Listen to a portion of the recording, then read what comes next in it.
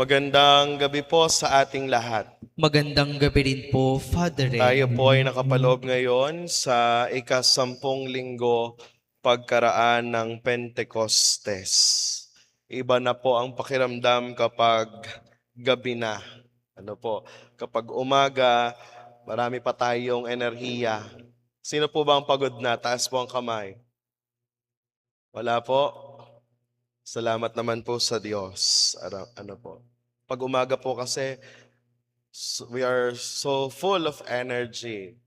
Marami pa tayong mga plano, marami pa tayong gustong gawin. Pero kapag gantong oras na, parang nagbibilang na tayo kung minsan, ano ba yung nagawa ko ngayong araw?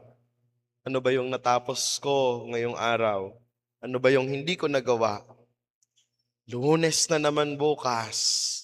Ano naman kaya ang problema na aking kakaharapin? At kung minsan, sa pagtatapos po ng araw, parang pagod na lang. Kung minsan, yung natitira sa atin. At minsan napapansin po natin, kapag pagod ang tao, mas nakikita ang kulang kaysa sa biyaya. Ay, kulang kasi yung oras ko, sayang. Ay, kulang yung pera ko. Ay, kulang yung pasensya ko sa isang bagay.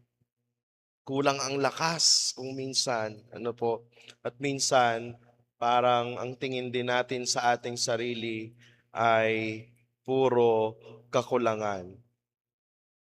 That was also the attitude of the apostles of Jesus in our gospel reading today. Libo-libong tao ang nasa paligid nila ganitong oras, magdidilim, maggagabi na. Tang sabi nila kay Jesus, pauwiin na lang po natin sila para makabili sila ng kanilang makakain at wala po tayong maipapakain sa kanila. At nang tanungin sila ni Jesus kung ano ang mayroon sila, wala silang ibang nasagot, 5 tinapay, 2 isda. Hindi naman po sila nagsinungaling. Totoo naman, yun lang yung meron sila. Yun lang yung talagang meron sila. 5 tinapay lang talaga at 2 isda. Ang problema ay dito nagtapos ang kanilang pagtingin. Nakita lang nila kung ano yung kulang. Pero hindi nila nakita na ang 5 tinapay ay nasa kamay na ng Panginoon. Minsan ganon din po tayo, mga kapatid, sa pananampalataya. Mas kabisado natin ang ating mga problema kaysa sa mga biyayang natatanggap natin. Mas malinaw sa atin ang kulang kaysa sa Diyos na kasama natin. May isang larawan na gusto ko pong ibahagi sa inyo. Nung bata po ako, mahilig po akong matulog kapag nagbabiyahe kami. At mahimbing ang tulog palagi kapag nagbabiyahe. Parang isang batang natutulog din sa biyahe. Hindi alam kung nasa na bang lugar. Nasa Sapote na ba? Nasa Bacoor na ba? Nasa Kawit na ba? Hindi alam ng batang mahimbing ang tulog kung may nadaanan ba silang aksidente, kung may nadaanan ba silang sobrang traffic, o maluwag ba yung daan na kanilang dinaanan. Hindi alam kung malapit na ba o malayo pa yung kanilang pupuntahan. At hindi siya nagigising para tanungin yung kanyang ama, malapit na ba tayo? Tama ba yung dinaraanan natin? Hindi. Natutulog lang siya. Bakit? Hindi dahil alam niya ang daan, kundi dahil kilala niya yung taong nagmamaneho. May tiwala siya. Kapatid, nung bata tayo, ang dali-dali po nating magtiwala. Pero habang tumatanda tayo, parang kabaligtaran. yung nangyayari. Habang dumadami yung karanasan natin, dumarami rin yung ating mga bagay na inaalala sa ating buhay. Habang lumalaki yung kakayahan natin, minsan lumiliit yung tiwala natin sa ating Panginoong Diyos. Gusto natin kontrolado natin ang lahat. Gusto natin alam natin ang mangyayari bukas. Gusto natin may kasiguruhan ang lahat ng bagay. Pero ang pananampalataya ay hindi po ganoon, mga kapatid, sa pananampalataya. Hindi nito ibibigay ang lahat ng sagot sa ating katanungan. Pero ibibigay nito ang katiyakan na may kasama tayo sa paglalakbay. At iyon ay ang ating Panginoong Diyos. Napakaganda po ng ginawa ni Jesus sa ating ebanghelyo. Di niya po sinabi, "Oh, kayo na lang ang bumili para sa kanila. Kayo na lang ang humanap ng karagdagan na tinapay at isda para sa 5,000 tao." Ano po, hindi niya sinabi na kapag nadagdagan na yung dala nyo, saka ako kikilos.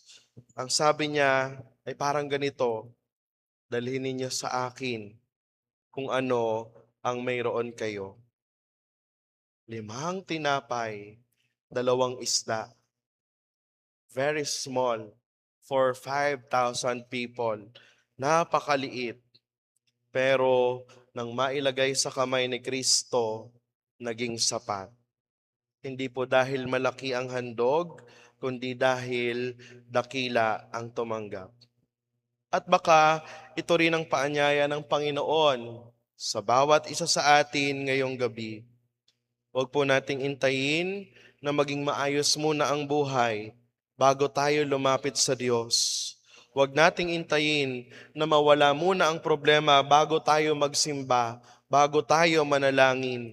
Huwag nating hintayin na maging perpekto muna tayo bago tayo lumapit sa ating Panginoong Diyos. Inaanyayahan tayo ni Jesus sa unang pagbasa pa lang sa aklat ni Propeta Isaias, ang panawagan niya, lumapit kayo, hali kayo. Dahil ang Diyos ay hindi naghihintay ng perpektong tao, kundi ang Diyos ay naghahanap ng puso na marunong magtiwala. Napakaganda rin ng ikalawang pagbasa sa sulat ni Apostol San Pablo sa mga taga-Roma. Sabi, walang makapaghihiwalay sa atin sa pag-ibig ng Diyos. Walang makapaghihiwalay. Kahit naroon ang lahat ng problema, ang sakit, ang gutom na ating nararanasan, ang kakulangan na nararanasan natin sa ating buhay, hindi nawawala ang Diyos. Hindi po nawawala ang Diyos. Kaya mga kapatid sa pananampalataya, mamaya pag uwi po ninyo sa inyong mga tahanan, maaaring ganun pa rin yung dadatnan natin. The same situation when we left our house before we go to this church. Baka bukas, pagpunta natin sa trabaho, ganun pa rin yung sitwasyon na daratnan natin, problema pa rin. Pagdating sa school, sa eskwela, ganun pa rin. Marami pa rin gawain, marami pa rin pinapagawa sa mga estudyante. Pagdating ng bukas, kahit kakasweldo lang nung nakaraang linggo, marami pa ring bayarin, marami pa ring alalahanin. Pero sana, mga kapatid sa pananampalataya, hindi man magbago ang sitwasyon sa paligid natin. Sana sa pagdalo natin sa Santa Misang ito, na panibago ng Diyos ang ating mga puso. Iba na yung puso natin sa ating pag-uwi. At sana, bago tayo matulog ngayong gabi, alalahanin po natin yung ilustrasyon ng batang natutulog sa sasakyan. Kahit hindi niya alam yung daan, kahit hindi niya alam yung mangyayari, payapa siya dahil hindi niya kontrolado ang biyahe, kundi dahil kilala niya ang kamay na naghahatid sa kanya. Baka hindi rin natin alam ang mangyayari bukas, mga kapatid, sa pananampalataya. Pero sana kilala natin ang Diyos, nakasama natin sa araw-araw nating pamumuhay. At sapat na po ang bagay na iyon para makapagpahinga tayo ng may kapayapaan at kapanatagan sa ating buhay. Walang problema kung 5 tinapay o 2 isda lang ang mayroon tayo. Walang problema kung limited yung resources natin para makapaglingkod sa Diyos at sa ating kapwa. Kung pakiramdam po ninyo, maliit na lang yung natitira sa buhay ninyo, maliit lang yung mayroon kayo, huwag kayong matakot. Dahil hindi mahalaga kung ano yung dala po natin. Ang mahalaga kung kaninong kamay natin inilalagay at ipinagkakatiwala. Sana sa kamay ni Kristo, sa kamay ng Panginoon, dahil sa kanyang kamay, ang maliit ay nagiging sapat. At ang kasapatan na iyon ay nagiging biyaya para sa marami. Amen.